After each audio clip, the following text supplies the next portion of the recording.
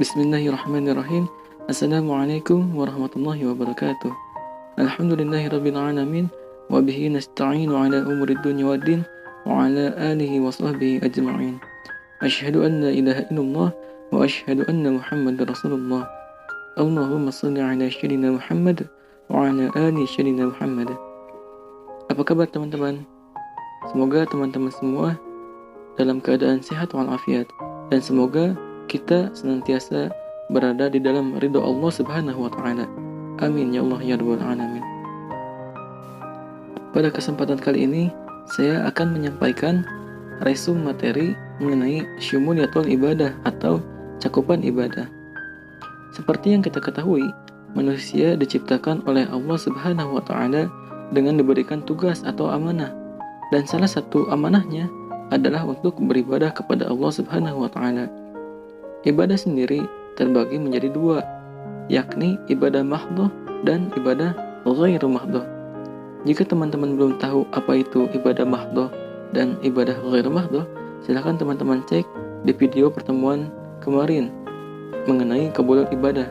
Di sana dijelaskan apa itu ibadah mahdhah dan ibadah ghairu mahdhah. Kemudian, di dalam ibadah ini mungkin muncul pertanyaan, dalam hal apa saja sih kita harus beribadah? Apakah ibadah itu hanya sebatas sholat, puasa, zakat, naik haji, atau mungkin ada aspek yang lainnya? Nah, dalam pertemuan kali ini, saya akan mencoba menyampaikan ringkasan materinya mengenai syumuliyatul ibadah atau cakupan ibadah. Di sini kita bisa mengetahui cakupan ibadah itu apa saja. Syumuliyatul ibadah atau cakupan ibadah terbagi menjadi tiga. Yang pertama, tashmulud dina kullu, adalah ibadah dalam Islam yang mencakup persoalan agama seutuhnya. Syekh Qardawi mengutip pernyataan Ibnu Taimiyah sebagai berikut. Ibadah itu satu kata yang jami, yang mencakup segala perkataan dan perbuatan yang dicintai Allah. Karena itu, salat, zakat, puasa, haji, berkata benar, dan yang lainnya adalah termasuk ibadah.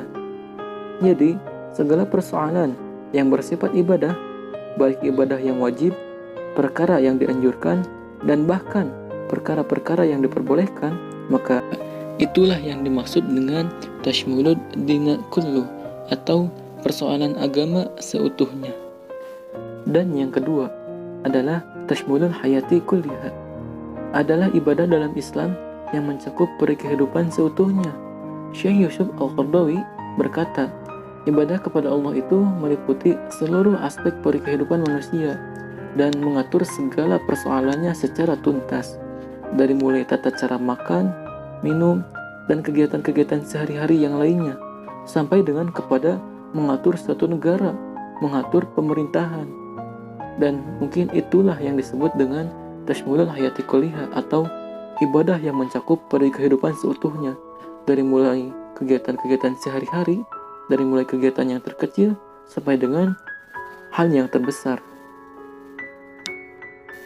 Kemudian yang ketiga adalah tashmulul kiyanin basyari kullihi, yakni ibadah dalam Islam yang mencakup esensi kemanusiaan seutuhnya, yakni mencakup hati, akal, dan anggota badan.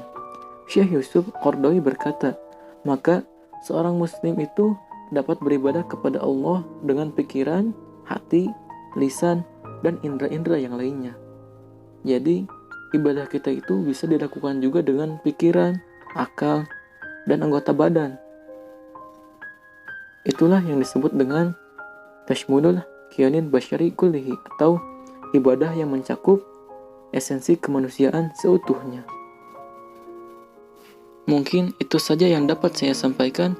Mohon maaf apabila terdapat kesalahan di dalam penyampaiannya. Semoga video ini bermanfaat. Billahi taufik wal hidayah. Wassalamualaikum warahmatullahi wabarakatuh.